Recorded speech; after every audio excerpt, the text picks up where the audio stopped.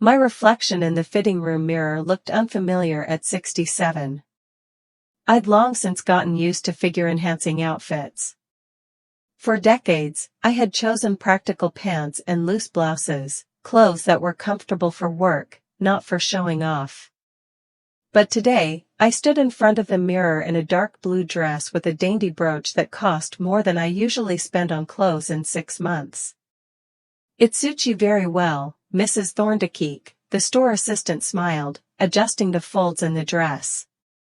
"The color sets off your eyes beautifully." I nodded, not used to compliments. Today, though, I wanted to believe in them. After all, I was preparing for the wedding of my only son. Lion would be marrying his Pauline in 2 weeks, and despite our complicated relationship, I wanted to look dignified. "I'll take it," I said, heading back to the stall to change while the counselor processed the purchase.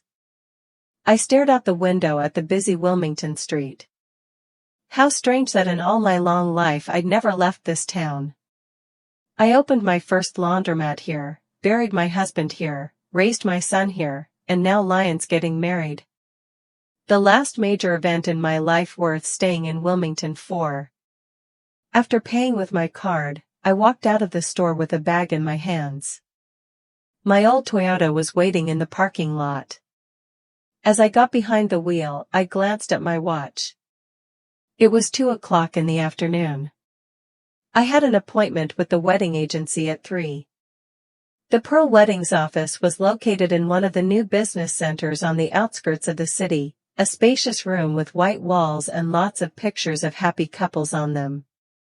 A sweet girl named Carrie led me into the meeting room. "Hey Mrs. Thorndyke, we've prepared all the paperwork you requested," she said as she laid out the folders on the table. "Are you sure you want to keep your participation confidential?" I nodded. It had been a prerequisite from the start. "Yes. Lion and Pauline can't know that I'm paying most of the expenses. They think the bride's parents are covering everything."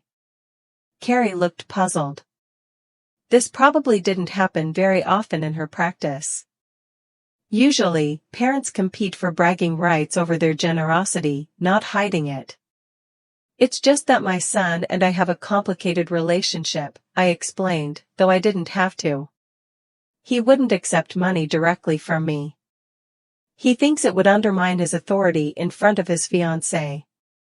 I didn't tell the whole story about how, after my husband died 16 years ago, I'd raised a business and raised my son alone, how Lion had begun to feel ashamed of his background when he went to college, how, over the years, he grew more and more distant, thinking I was too simple, not educated enough for his new social circle.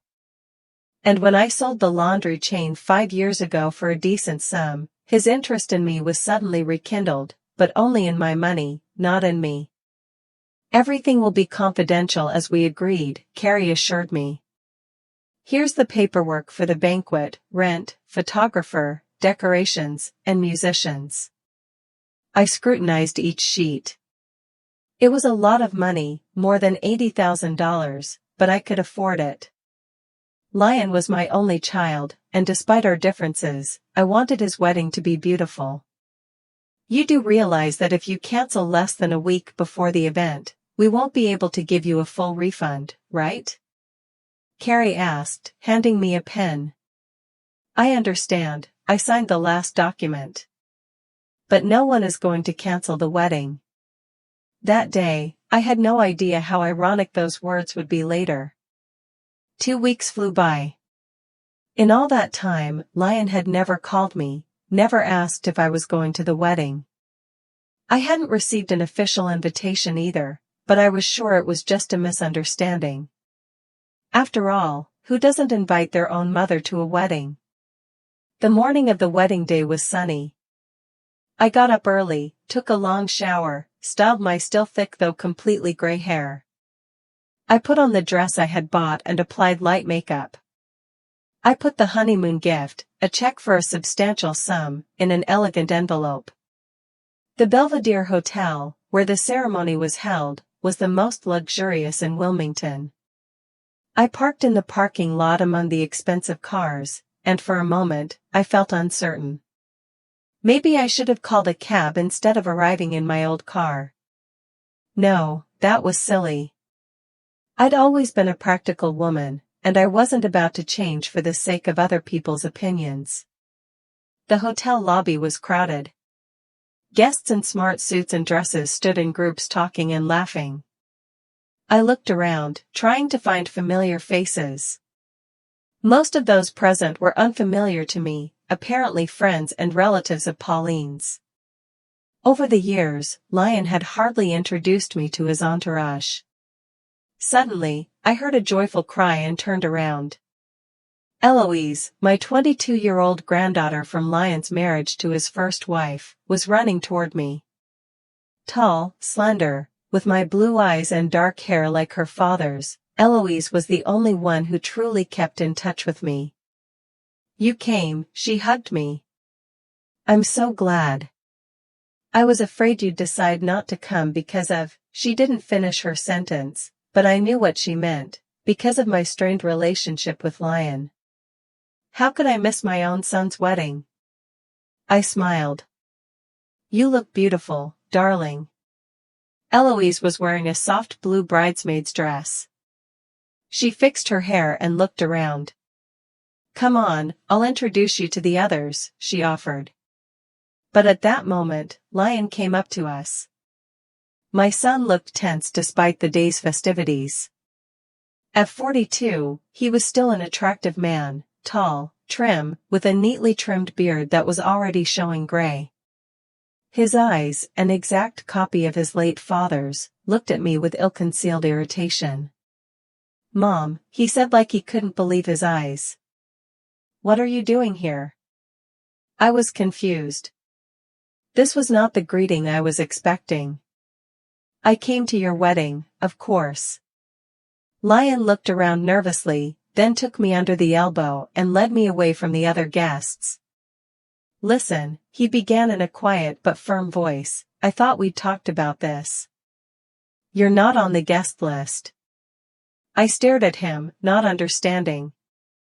We hadn't discussed anything. He'd only called me twice in the last month, and both times the conversation had been short and formal. "What are you talking about, Lion? How could I not be invited to my own son's wedding?" He sighed with the look of a man who has to explain obvious things to a child. "Mom, this is an elite event. Pauline's parents are here, their friends, our colleagues." He paused, searching for words. "I don't think you're going to be comfortable here." At that moment, I realized that he didn't just not invite me, he purposely didn't want me here. A woman who had spent her life working with her hands, building her business from scratch, was not suited for the elite society of his new family. "You're ashamed of me." It wasn't a question but a statement. "No, of course not," Lion replied hastily, but his eyes said otherwise. "It's just Pauline is very anxious to make sure everything goes perfectly. Her parents have invested a lot of money, and you don't want your laundry mom to ruin the experience." I finished for him. "Mom, don't start." He sounded annoyed. "I'm just asking you to understand. We can meet after the honeymoon in a small circle." At that moment, Pauline approached us. She looked stunning at 38, slim with perfect makeup and hair, wearing a dress from a famous designer. Her face expressed polite surprise. "Lion darling, is everything all right?" she asked, giving me an appraising look. "Yes, everything's fine," he replied. "Mom was just leaving." Pauline gave a fake smile. "Oh, Mrs. Thorndyke, what a shame you couldn't be at the ceremony. Perhaps some other time." She spoke as if my visit was already over, as if I were just a casual acquaintance stopping by to say hello. I looked at Lion, expecting him to intervene, to say something in my defense, but he remained silent, avoiding my gaze.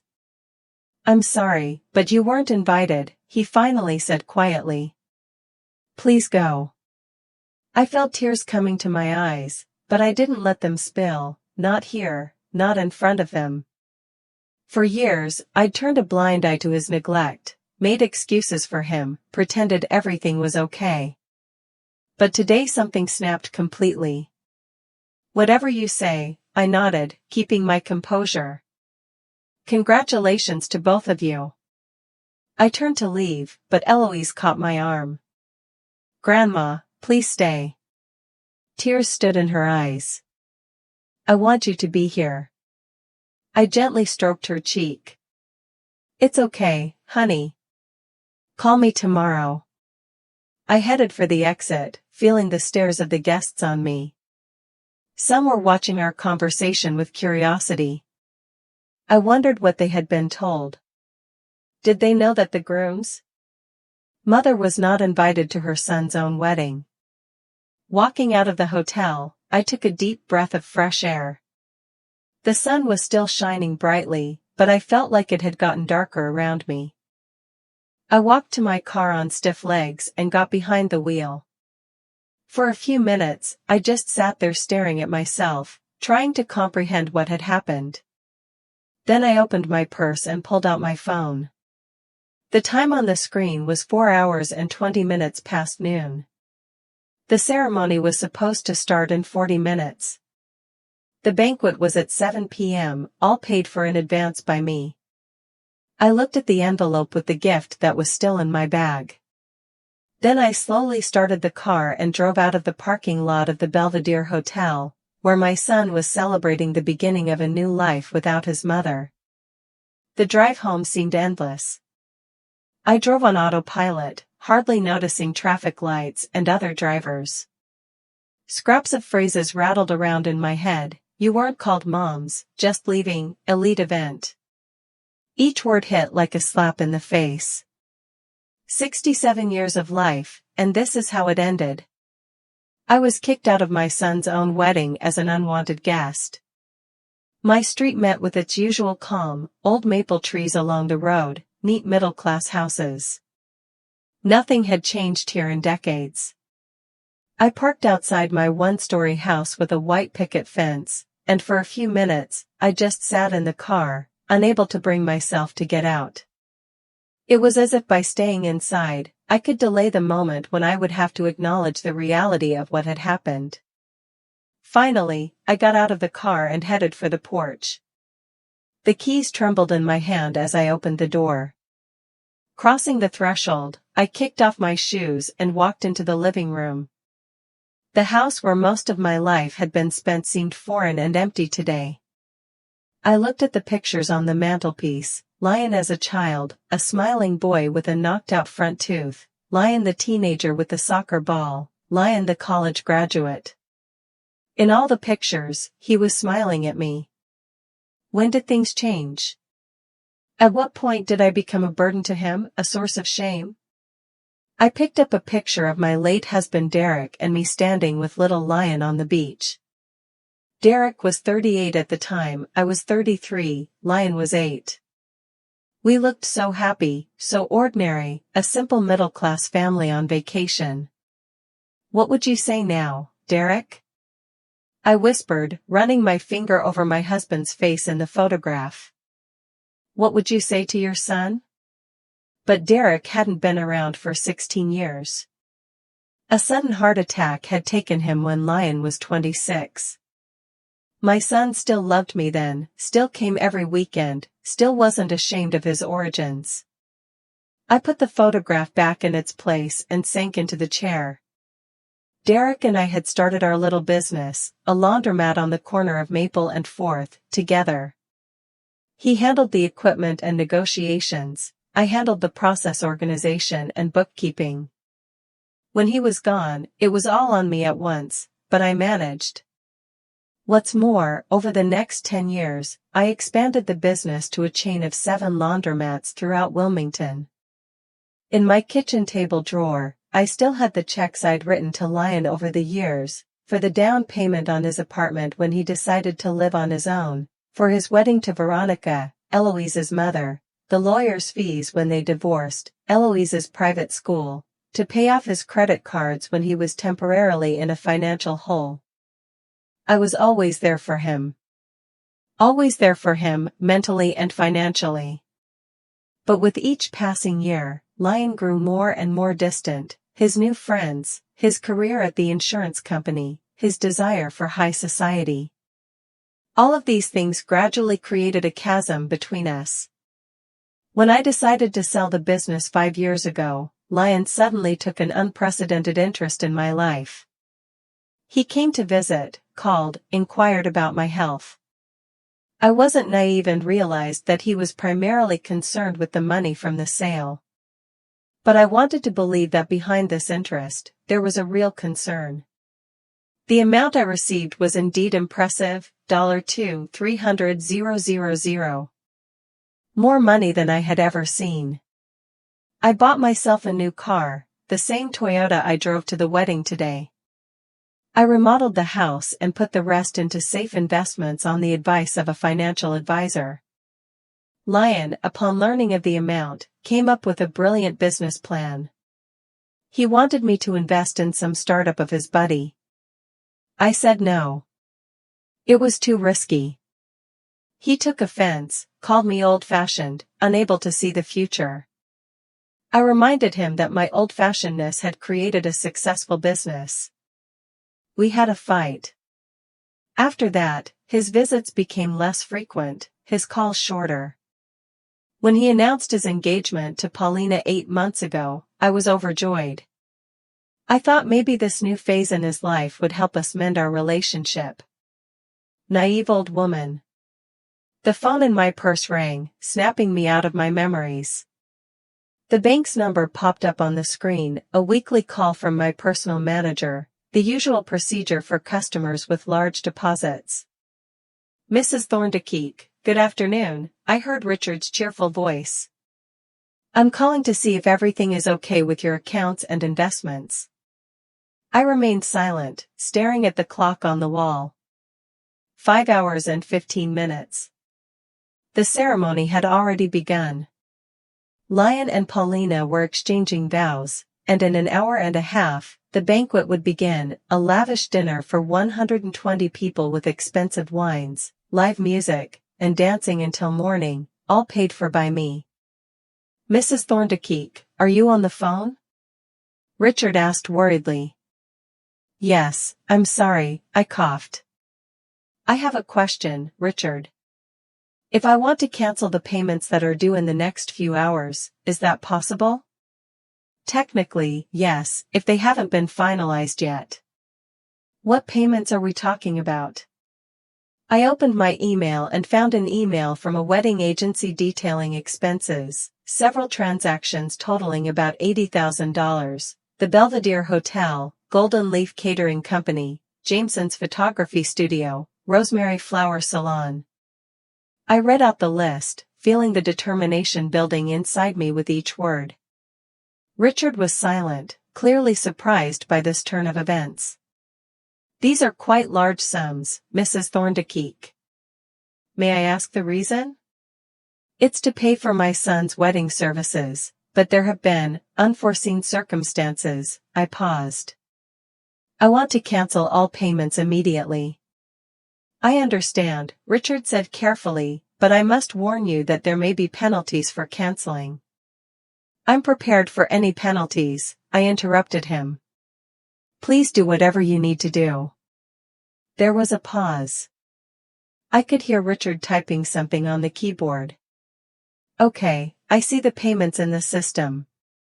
Most of them are scheduled for tomorrow, so we have time to stop them, but some may have already been partially authorized.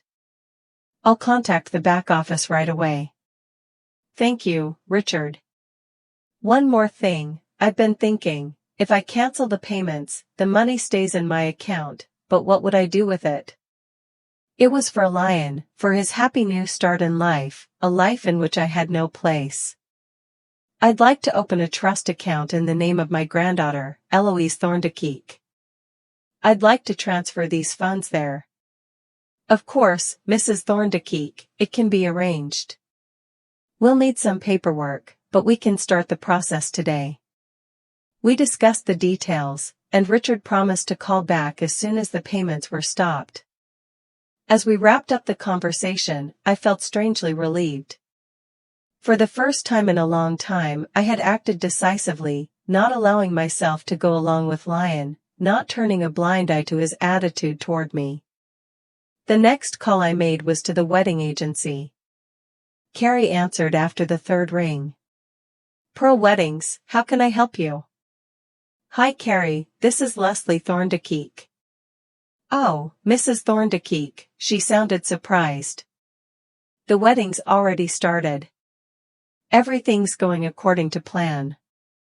Is there something you wanted to clarify? I'm calling to inform you that I'm canceling all wedding-related payments. There was silence, then Carrie laughed uncertainly as if she'd heard a bad joke. I'm sorry, what? You're kidding, right? No, Carrie. I just contacted the bank. All transactions will be stopped. But that's impossible, her voice shook. The ceremony is underway, the guests have gathered, the banquet starts in an hour or so. You can't just. I can, I said firmly.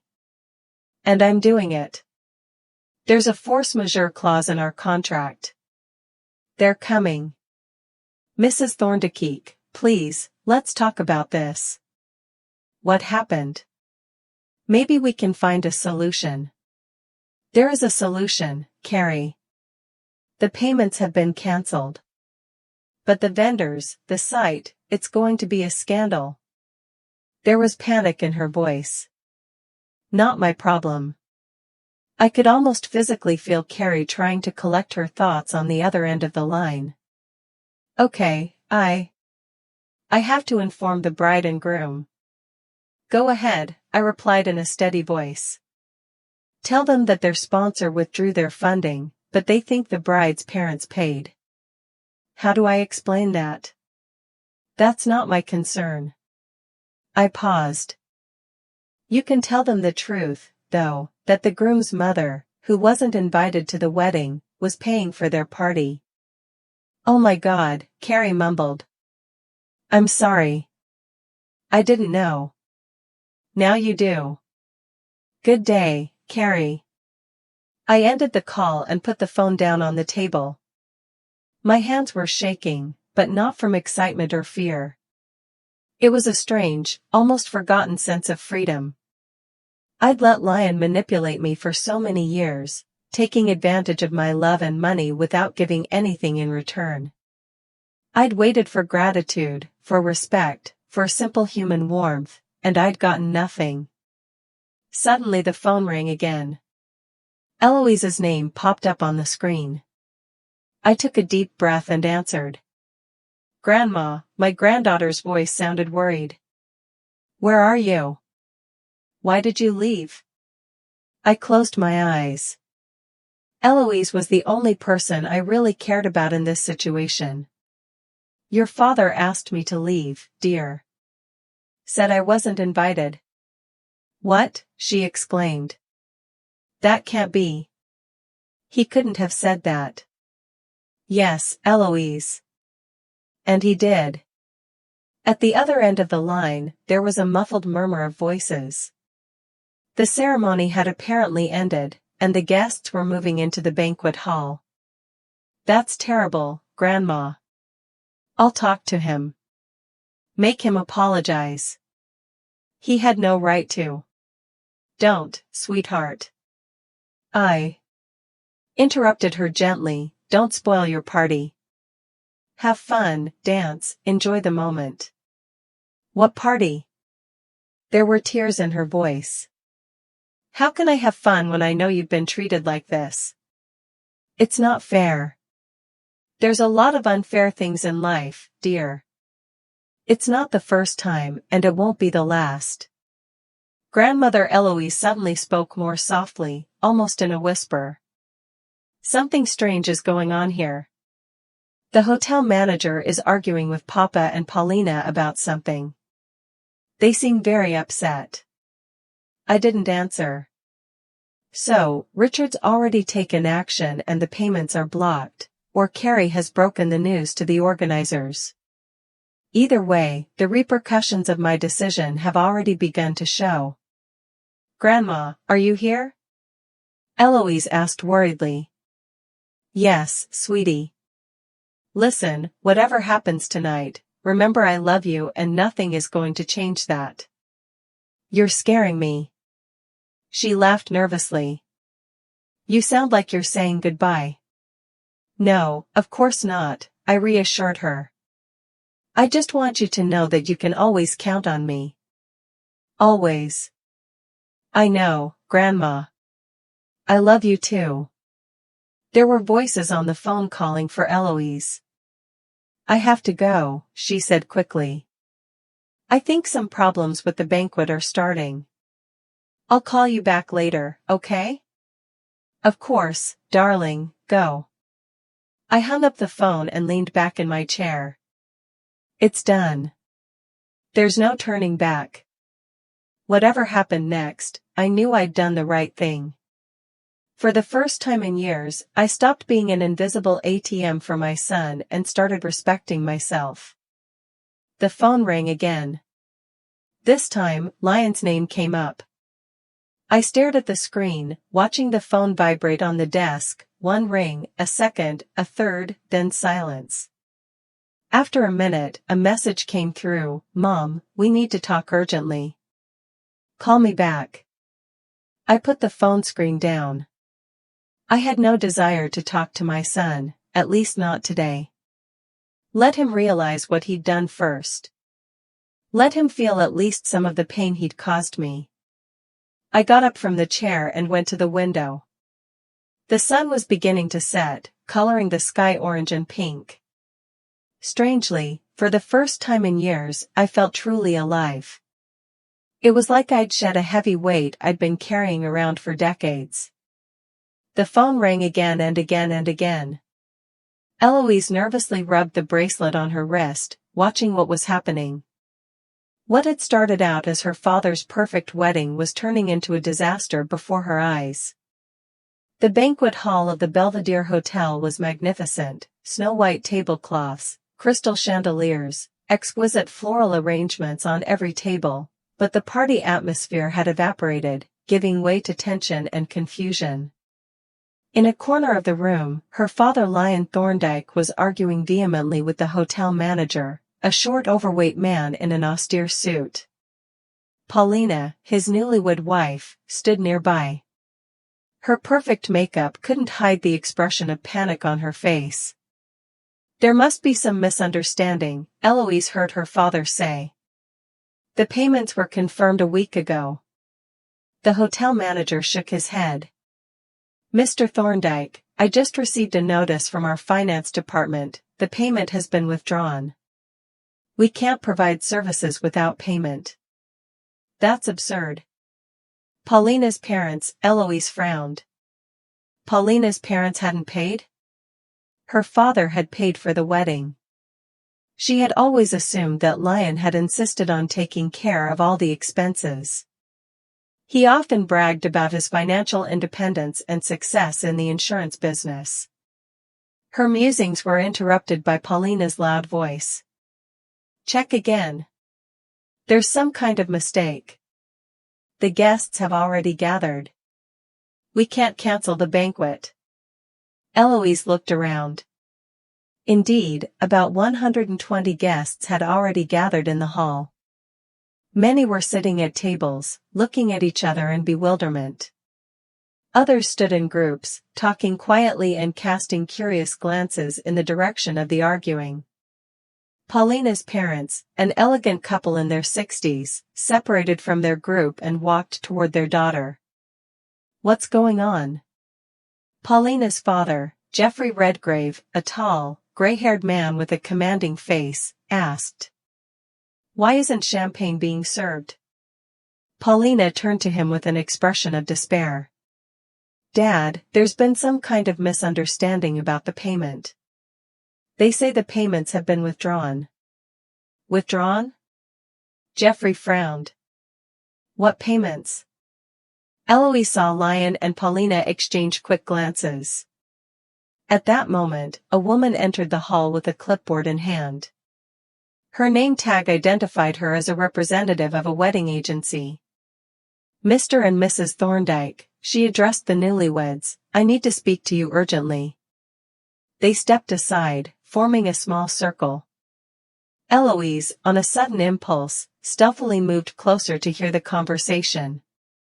"All payments have been withdrawn by the main sponsor," the woman from the agency was saying. "We've tried to contact the bank, but the decision is final." "The main sponsor?" Lion interjected. "What are you talking about? Who's the main sponsor?" The woman looked confused. "Your mother, Mr. Thorndyke. Leslie Thorndyke. She paid for most of the wedding expenses." Eloise barely held back a sigh of surprise. Grandmother was the one who had financed all this luxury. Lion's face turned pale, then instantly reddened with anger. "What kind of nonsense is this? My mother didn't pay for anything. It was all Paulina's parents." Geoffrey Redgrave, hearing his name, came closer. "What are you talking about, Lion? Margaret and I only paid for the pre-wedding dinner. You said you were taking care of the main expenses." Paulina was now pale. She looked at her husband with wide-open eyes. "Lion, what are they talking about?" Eloise saw her father swallow his cutty twitching. He frantically pulled out his cell phone and began dialing, stepping away from the group. Eloise was sure he was calling her grandmother. She took advantage of the moment of general confusion and slipped through the glass doors onto the hotel terrace. She needed to call her grandmother immediately. Taking out her cell phone, she dialed a familiar number. "Grandma," she asked when Leslie answered. "We're having a total nightmare here." "What's going on?"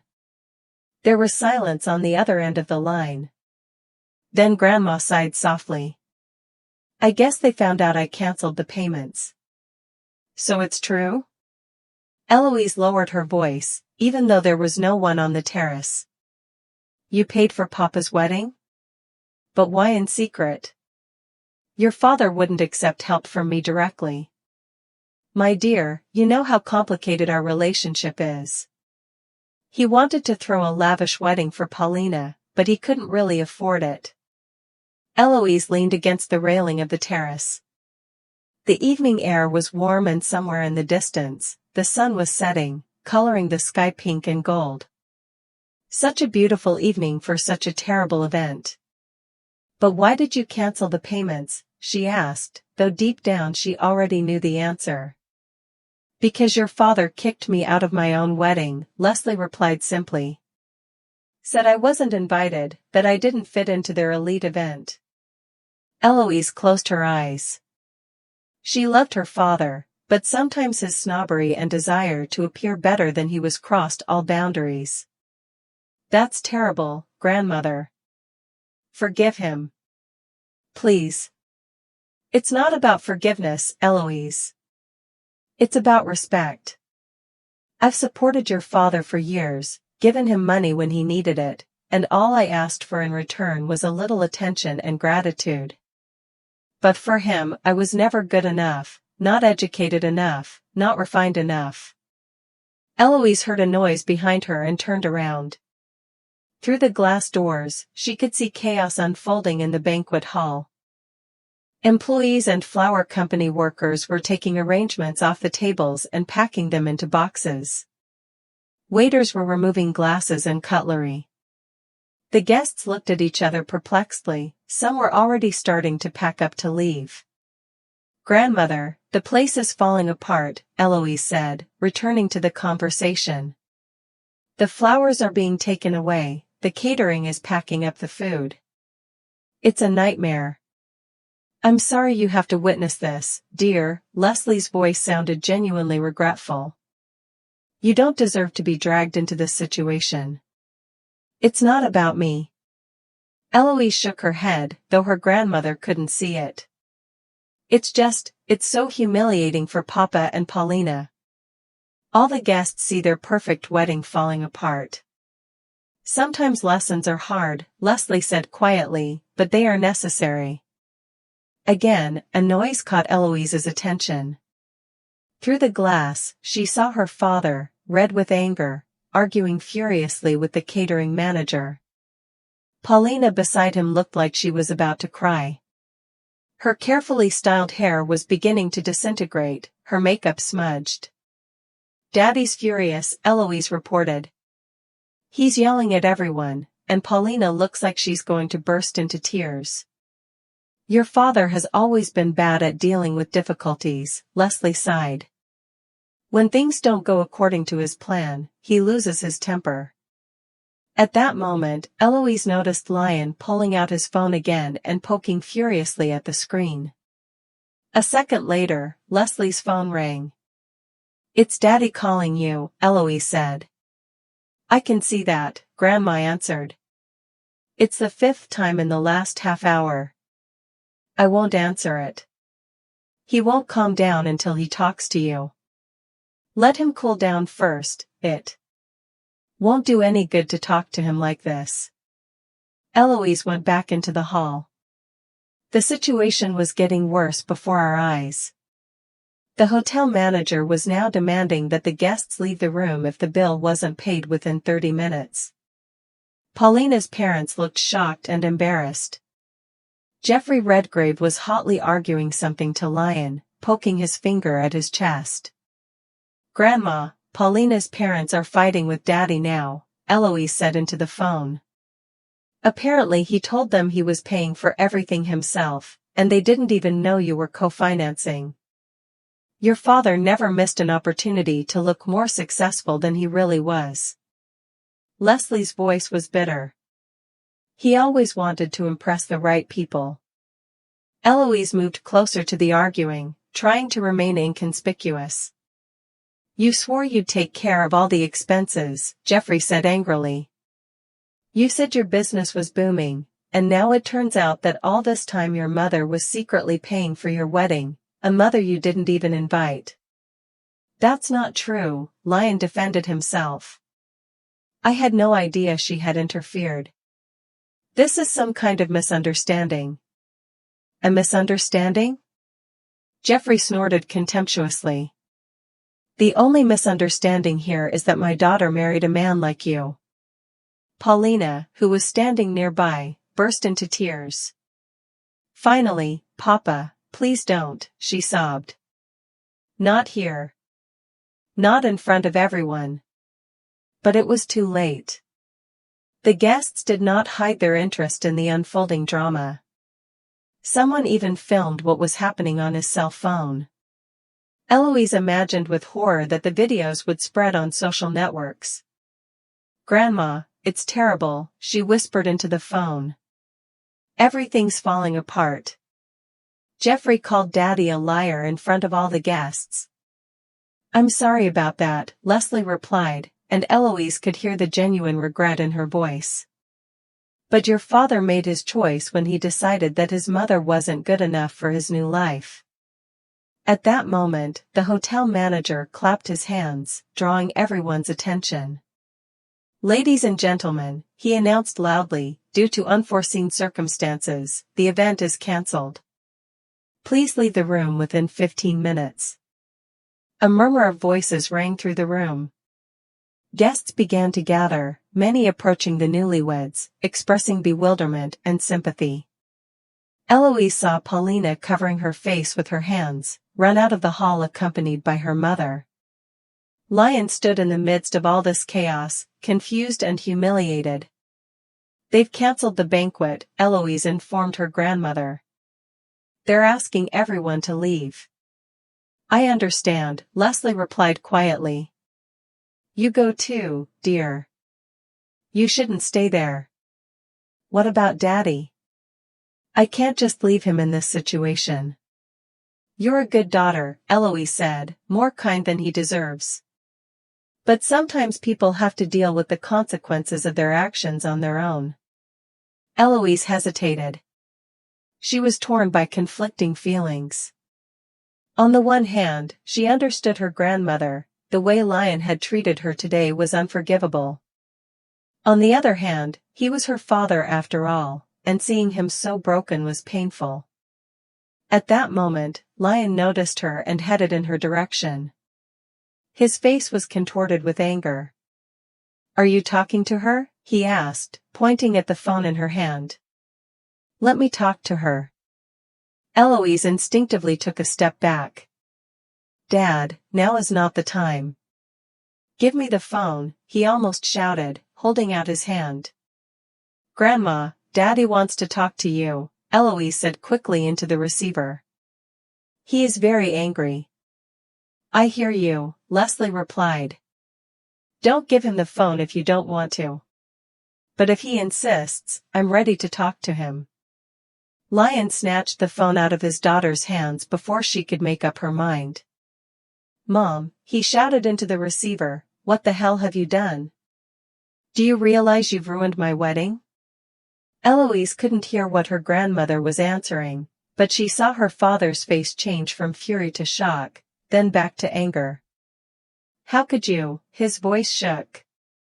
"How could you humiliate me like that in front of everyone, in front of Paulina's parents, in front of our friends?" A pause. "Then this is completely different. Yes, I left you off the guest list, but that's no reason to sabotage me like that. You did it out of revenge. Admit it." Another pause, longer than the previous one. Lion's face grew progressively paler. "No, you don't understand. I can't just pay you now. I don't have that kind of money in cash, and the bank isn't open tonight." Eloise saw her father listening, his shoulders gradually slumping as if air was being let out of him. "Please, Mom," there was a plea in his voice now. "Give the payments back. We can discuss our differences later. Right now, my reputation, my marriage, everything is at stake." He listened for a while longer, then his face contorted with rage. He shouted something harsh and threw the phone at Eloise. She barely caught it in time. "Grandma," she asked cautiously, bringing the phone to her ear. "Are you there?" "Yes, dear." Leslie's voice was tired but calm. "I'm afraid I couldn't help your father. He's furious." Eloise watched Lion gesticulate furiously as he spoke to the hotel manager. "I've never seen him like this," she said. "He's always had a temper." Leslie sighed. Even as a kid, whenever something didn't go according to his plan, he'd throw tantrums. Lion took out his cell phone again and started calling someone. Judging by his gestures and facial expression, the conversation was tense. "I think he's trying to find money," Eloise said. "He's calling people he knows." "I guess that won't help," Leslie replied. "It would take a lot of money to cover all the expenses. Your father doesn't have any friends who are wealthy enough to lend him $80,000 without preparation." Eloise gasped. $80,000? That's what the wedding cost? Your father and Paulina wanted to impress the bride's parents and their high-ranking friends. That kind of impression costs a lot. The hall was almost empty. Most of the guests had already left. The hotel staff was putting away the last of the decorations and dishes. Paulina returned to the hall accompanied by her parents. Her eyes were red from crying, her makeup completely ruined. She furiously reprimanded Lion, who looked completely lost. "It looks like their marriage won't last," Eloise said sadly.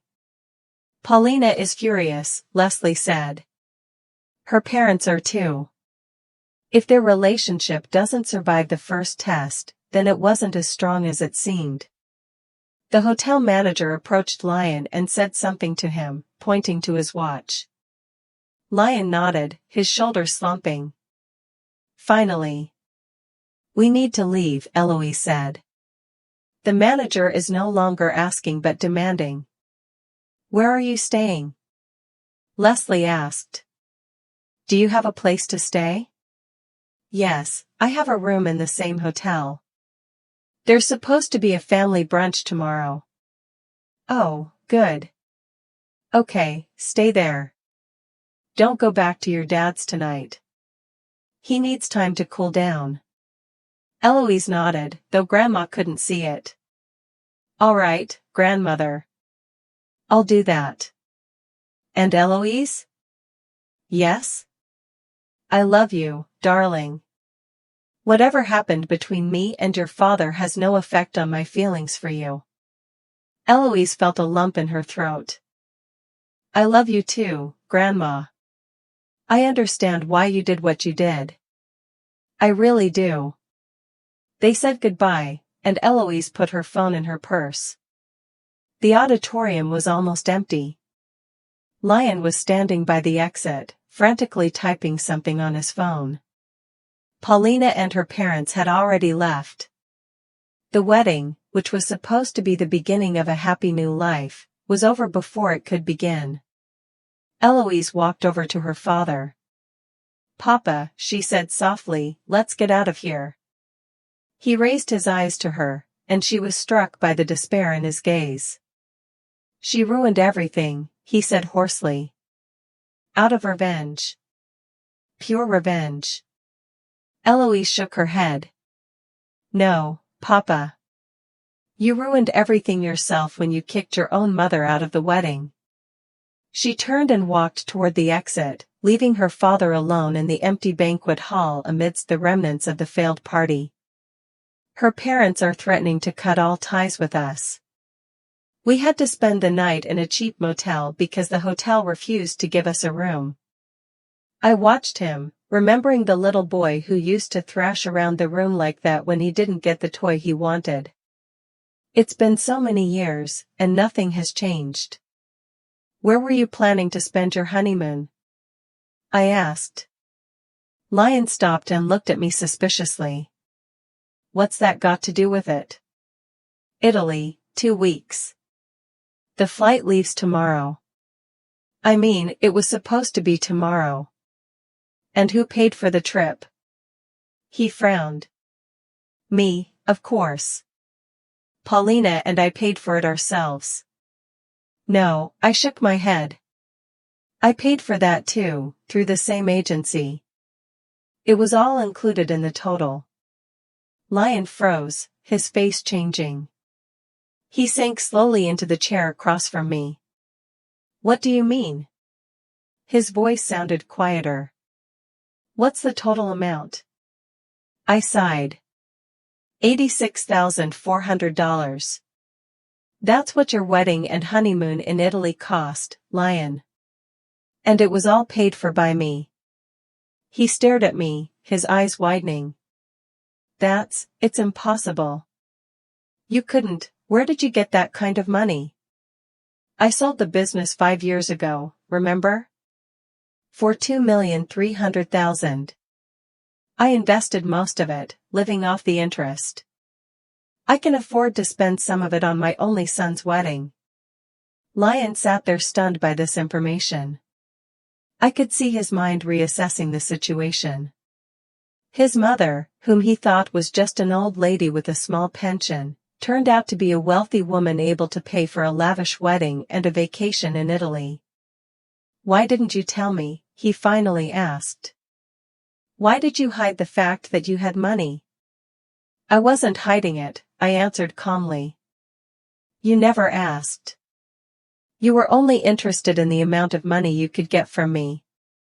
Remember that startup of your buddies you wanted me to invest $200,000 in without explaining exactly what it was about?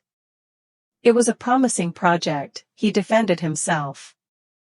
We could have tripled our investment, or we could have lost it all. I chose more reliable options, and as you can see, I didn't fail. Lion looked confused. His anger was slowly giving way to confusion and, surprisingly, some respect. He was looking at me with new eyes, as if for the first time he was seeing me not just as a mother but as an independent, successful woman. This moment of enlightenment did not last long. Within a minute, his face took on the calculating expression I knew so well. He leaned across the table toward me. "Mom," his voice became soft, almost affectionate, "I understand that you were offended and you had a right to be. I was wrong not to invite you. It was a mistake." I waited silently for him to continue. "It was a tactic I knew well too, first admit fault, then move on to the request. But you don't want my marriage to start with such a scandal, do you?" he continued. "Think of Paulina. It's not her fault. And about Paulina's parents, they are influential people. They can help me and you in the future." "How could they help an old woman like me?" I asked with a touch of irony. Lion didn't see the catch. "Jeffrey has connections in all areas. If you need a good doctor, a place in the best nursing home." I couldn't help but laugh. "Nursing home, really, Lion? I'm 67, in good health, and with enough capital to live comfortably for the rest of my life. Why would I need a nursing home?" He was embarrassed but quickly regrouped. "I was just giving an example. The point is, we'd all be better off if you rectified the situation, paid the money back, and we can have the wedding dinner all over again with you in attendance. I'll personally invite you, put you in the place of honor." I set down my empty cup and shook my head.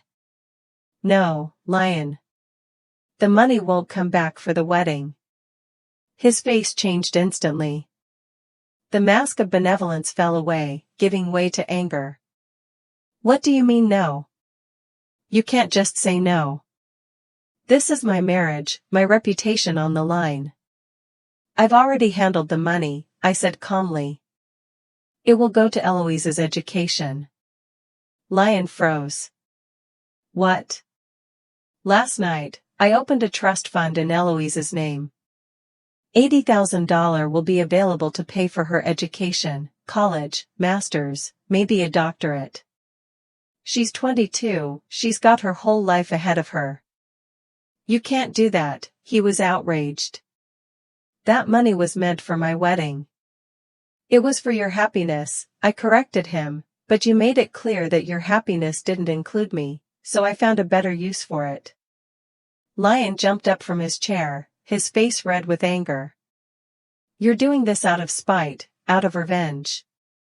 You want to ruin my life." I stood up too, looking my son straight in the eye. "No, Lion. I'm doing this because, for the first time in years, I've decided to respect myself. For years, I've tolerated your neglect, your shame for me, your constant requests for money without a word of thanks. I let you use me, hoping that one day you would see me not only as a source of financial support but as a mother who loved you and deserved respect." I paused, feeling tears coming to my throat but held them back. "But you crossed the line yesterday. Kicking your own mother out of a wedding isn't just disrespectful, it's cruel. And I won't stand for it anymore." Lion stood, breathing hard, his hands clenched into fists. "You're going to regret this," he said through gritted teeth. "I swear you will." "The only thing I regret," I replied, "is the years I spent letting you manipulate me. But that's over." You. He gasped with rage, unable to find the words. "What am I going to tell Paulina? Her parents, they're waiting for an explanation." "Tell them the truth," I shrugged. "That you kicked your mother out of the wedding and she withdrew her financial support, or make something up. You were always inventive with excuses." Lion grabbed a cup off the table and threw it to the floor with force. The porcelain shattered, coffee grounds flying across the kitchen linoleum. "This isn't over," he hissed. "I'll find a way to make you pay for this. And the money for Eloise's education? I'll contest that trust. She's my daughter. I have a right to it." "You can try," I said calmly, "but the trust is legally impeccable. My lawyer made sure of that. The money belongs to Eloise, and neither you nor I can take it. His face contorted with impotent rage. He turned around and headed for the exit, sweeping everything he could get his hands on off the countertop: salt shaker, sugar bowl, vase of fake flowers. "I don't want to see you anymore," he shouted, turning around in the doorway. "You are not my mother. You've never been a real mother to me." Those words should have hurt me, but strangely, I felt only relief. It was as if the last thread tying me to a toxic relationship had finally broken. "Goodbye, Lion," I said quietly. He slammed the door so hard the glass rattled. I heard him start the car and drive off with a squeal of tires. I sank down in my chair, looking at the shards of the cup on the floor, symbolic. Our relationship was shattered too, and it was impossible to put it back together again. But instead of bitterness, I felt a strange calm. For the first time in years, I was doing what I thought was right, not adjusting to my son's expectations, not sacrificing my dignity for his whims. The ringing of the phone snapped me out of my musings. Eloise's name popped up on the screen. I sighed and answered it. "Grandma?" My granddaughter's voice sounded worried. "Are you okay?" "Daddy just called me." He was furious. "I'm fine, dear," I answered. "Your father came by. We talked. He's upset, but he'll get over it. He said that you gave him money from the wedding to me for your education. Is that true?" I smiled. "Yes, it's true. I've set up a trust fund in your name. The money will be available to pay for tuition, college, graduate school, whatever you want." "But, Grandma," Eloise sounded shocked, "that's a huge amount of money." "I can't." "You can," I interrupted her gently. "And it's the best investment I could make. You're a smart, talented girl. Use that money to get an education, to build a career, to become independent." I don't know what to say. I could hear tears in her voice. "Thank you. But I'm afraid that Daddy will stop talking to you altogether now." "It's his choice," I sighed. "I'll always be ready to reconcile if he truly wants me to. But I won't take any more disrespect and neglect." "I understand," Eloise said quietly. "I'm on your side, grandmother. What he did at the wedding was awful." We talked some more. Eloise revealed that Paulina and her parents had left early that morning, leaving Lion alone at the motel. It seems that not only did the wedding not take place, but the marriage itself was in jeopardy. After talking to my granddaughter, I said something about cleaning up the cup shards and the mess Lion had made. As I swept the floor, I pondered the future. Perhaps it was time for a change. Wilmington held too many painful memories. Maybe it was worth moving somewhere else, starting a new chapter of life. After I finished cleaning, I sat down at my computer and opened up a real estate listing website, just to look, to explore the options. Nothing specific, just thoughts on possibilities. The phone rang again. This time it was Richard from the bank. "Mrs. Thorndyke, I'm calling to let you know that the trust fund in Eloise Thorndyke's name has been successfully executed. All the paperwork's in, the money's been transferred. You'll need to stop by the branch to sign some papers." "Thank you, Richard. I'll stop by this afternoon." And he continued, "Your son called the bank trying to find out the details of the trust, saying it was some kind of mistake." I sighed. "There's no mistake, Richard. The trust was set up on my initiative and is entirely in accordance with my wishes." That's what I told him, Mrs. Thorndyke, but he was persistent. He threatened legal action. "Let him threaten," I replied calmly. "He has no grounds to challenge my disposition of my own funds." We finished talking, and I went back to looking at real estate listings. Now I was looking not only at houses in other cities but also at cruise tours. All my life, I dreamed of seeing the world, but I'd put that dream off, first for my family, then for my business, then for Lion and his needs. It was time to start living for myself, and for the first time in years, the thought didn't make me feel guilty. Sunlight poured in on the terrace of my new house in Savannah, Georgia. I sat in a wicker chair, sipping iced lemonade and watching the magnolia sway in the breeze. It had been 4 months since the day my life had been turned upside down, the day of Lion's failed wedding. Those months have flown by in hassles and decisions that should have been made long ago. The sale of the house in Wilmington was surprisingly quick. It went in 3 days at an above-market price. It was as if fate itself was pushing me to make a change. The search for a new home took a little longer, but when I saw this small but cozy one-story house with a terrace and a garden in a quiet neighborhood in Savannah, I immediately knew this is what I need. Moving at 67 would seem crazy to many people. My neighbors in Wilmington shook their heads and said that in my old age, it was better to stay where everything was familiar. But I felt that it was now, with most of my life behind me, that I needed a change. I needed new air, new faces, new opportunities. I spent my first weeks in Savannah organizing my home. I bought furniture, curtains, dishes, everything new. Nothing from my old life. It was like starting from scratch. Then I began to explore the city, its parks, museums, restaurants, stores. I signed up for watercolor classes at the local community center. As a young girl, I loved to paint but gave it up when I started to develop my business. Now, decades later, the brush was back in my hand like an old friend to catch up with. My phone vibrated. There was a text from Eloise. She'd sent a picture of her student project, some kind of elaborate architectural model. The caption beneath the photo read, "Got the highest grade. Thanks for the opportunity to attend graduate school, Grandma." I smiled. After the wedding story, Eloise had transferred to a master's program in architecture, fulfilling a long-time dream she had previously considered unfulfilled due to the high cost of tuition.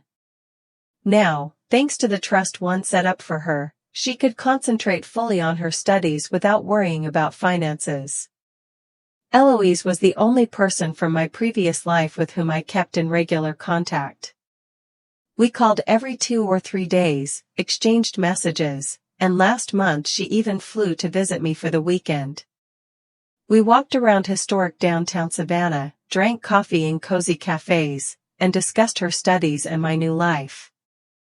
At some point, the conversation inevitably touched on Lion. "Dad's still mad," Eloise said, then looked into her cup. "He doesn't talk about you, but when I mention your name, his face stiffens." I nodded. That was to be expected. Lion had never been good at forgiveness. Even as a child, he could sulk for weeks over the slightest offense. "What about his relationship with Paulina?" I asked. "Did they get married after all?" Eloise wrinkled her nose. "Yes, if you could call it a wedding. It was pathetic," she told me. "What happened after the first ceremony failed?" Paulina was furious. Her parents demanded that the engagement be broken off. But Lion somehow convinced them to give him another chance and promised to organize a new wedding, modest but worthy. The ceremony took place 3 weeks after the first attempt. Instead of a luxurious Hotel Belvedere, a small restaurant on the outskirts of Wilmington. Instead of 100 guests, just 30 of their closest friends and family. Instead of live music and dancing until morning, a DJ with a laptop for 2 hours. Instead of Italy as a honeymoon, a weekend at the nearest resort. It was so embarrassing, Eloise recalled. All the guests knew about the fiasco of the first wedding. Everyone was whispering. Paulina's parents were sitting with such faces as if they were attending a funeral, not a wedding. Paulina herself was smiling forcefully, and Dad looked like he wanted to fall through the ground. I could imagine the picture. Lion, who had spent his life trying to impress others, must have felt humiliated. You know what's ironic? Eloise continued. In his speech, Dad thanked Paulina's parents for their financial support. Lied right in front of everyone as if they had paid for the first wedding, not you. I shook my head. Typical Lion. He'd rather lie than admit a truth that made him look bad. And Paulina, how does she feel about your father now? I don't know, Eloise shrugged. They stay together, but something has changed between them. Paulina is always pointing out his faults to Daddy as if he owes her something. And he's gotten kind of shy, lost his usual self-confidence. She sounded sympathetic, and I knew it. For all his faults, Lion was still her father. Eloise loved him, even though she saw his weaknesses. Did he ask about you? I asked. No, Eloise shook her head, but he knows we communicate. Sometimes when I'm on the phone with you and he's nearby, I notice him listening. I think deep down he misses you, Grandma. It's just that his pride won't let him admit it. I didn't comment on that assumption. There were enough illusions in our family, and I didn't want to create new ones. If Lion really missed me, he knew how to contact me. My phone number hadn't changed. Memories of that conversation with Eloise slowly melted away, and I returned to the present moment, my terrace in Savannah, where the sun was already beginning to sink. I finished my lemonade and returned to the house. There were papers on the table that demanded my attention, the cruise company brochures, the booking confirmation, the list of things I needed. In 3 days, I was going on a Caribbean cruise, a 2-week trip on a luxury liner with stops on several islands. A dream I had cherished for decades was finally becoming a reality. When I was young, Derek and I had often talked about such a trip, someday, when the business was stable, when Lion grew up. But Derek died without ever seeing Caribbean beaches, and I kept putting off this dream, first because of work, then because of obligations to my son. Now, I was finally doing it for me. The trip was expensive, but I could afford it after selling my house in Wilmington and buying a new home in Savannah. I had a substantial amount left over. In addition, my investments continued to generate a steady income. I could afford small luxuries without worrying about the future. Of course, there were moments of doubt. A voice in my head, suspiciously similar to Lion's, asked, "What if you get sick? Who will take care of you in a foreign city? Wouldn't it be better to save your money for a rainy day?" But I've learned to silence that voice. Life is too short to put happiness on hold all the time. My new financial advisor, a young woman named Tamara, fully supported me in this.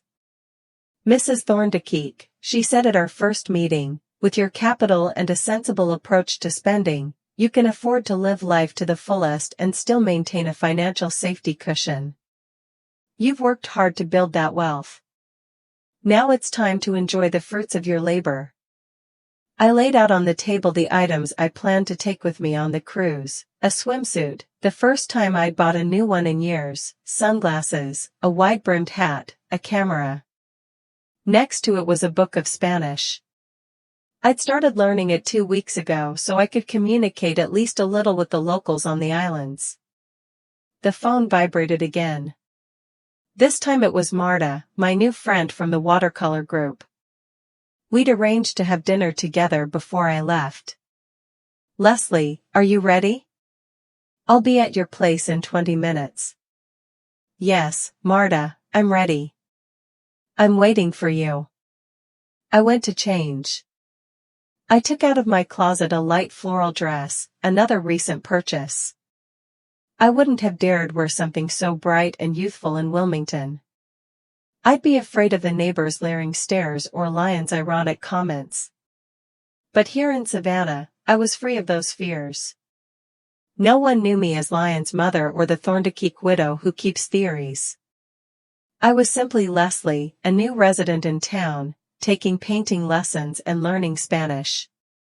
Marta arrived exactly at the appointed time. An energetic 60-year-old woman with a short haircut and an infectious laugh.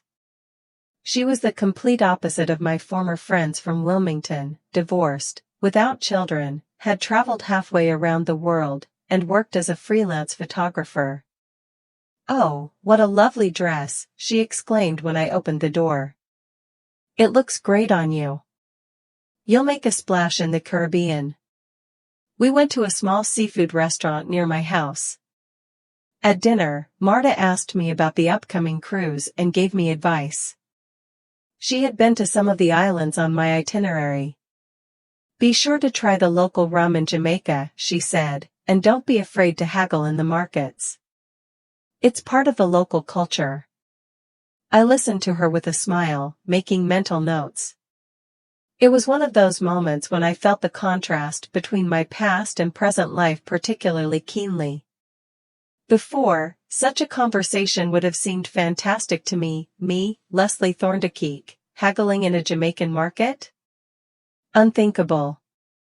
Now, it was a very real possibility. "What about your son?" Marta suddenly asked. "Is he still out of touch?" I sighed. Marta knew the history of my conflict with Lion, not all the details but the general outline. "No, he hasn't, and I don't expect that to change. It's his loss." Marta shrugged. "You know, my mother always said, children are raised for the world, not for themselves. Your son is living his life, and you have every right to live yours."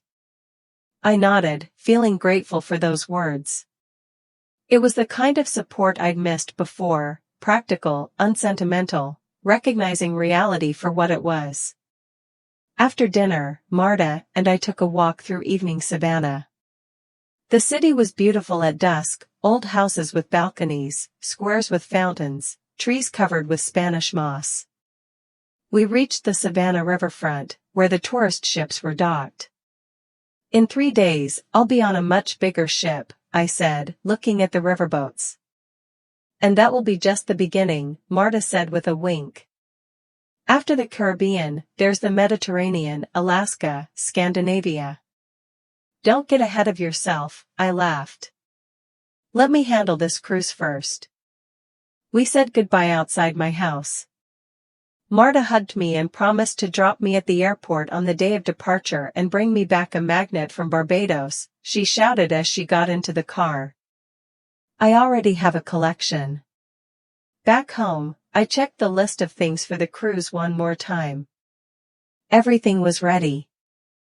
I sat in a chair by the window looking out at the night garden lit by a street lamp. My thoughts went back to Lion. I'd last heard from Eloise 2 weeks ago. According to her, he'd taken a new job, still in the same insurance field but with a smaller company and a lower salary. Paulina wasn't happy. Thought it was a step backwards in his career.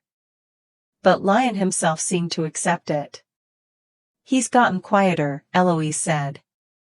"Less boastful, more realistic. Perhaps the lessons of the failed wedding hadn't gone to waste.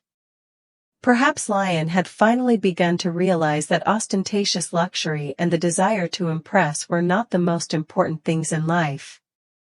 Or maybe it was just my maternal illusions wanting to believe that my son had the potential for growth and change. Either way, I made the decision to no longer let his problems and his attitude toward me define my life. For too many years, I had lived with an eye on his opinions, his needs, his whims. That chapter was closed. I reached over to the nightstand and pulled out the photo album, the only thing I'd brought from my old home besides my clothes and some personal papers. I flipped through to a picture taken 35 years ago, me, Derek, and little Lion on the beach. We were all smiling, happy and carefree. "I hope you'd approve, Derek," I whispered, running my finger over my husband's face in the picture. I hope you'd say I deserve this new life. I closed the album and returned it to its place. Tomorrow was the last day of preparations for the trip. I had to pick up the currency from the bank, check all the documents once again, and finish packing my suitcases. And in 3 days, I would be standing on the deck of a huge cruise liner, watching the coastline disappear in the distance and a vast ocean of possibilities open up in front of me. This is how I imagine my new life, without the weight of past offenses, without the weight of unjustified expectations, without the need to constantly prove my worth. Just a life filled with new impressions, new acquaintances, new discoveries. My own life, which I had been putting off for so long but which had finally begun. Before going to bed, I stepped out onto the terrace. The Savannah night sky was studded with stars. A light breeze brought the scent of jasmine from a neighbor's garden. I inhaled deeply, feeling the calm and reassurance flooding through me. "Thank you," I whispered to someone I didn't know. Maybe to fate, maybe to myself. Thank you for this second chance. At 67, I was finally living the life I'd always wanted, and there was so much more to see, to feel, to know. A new life was just beginning.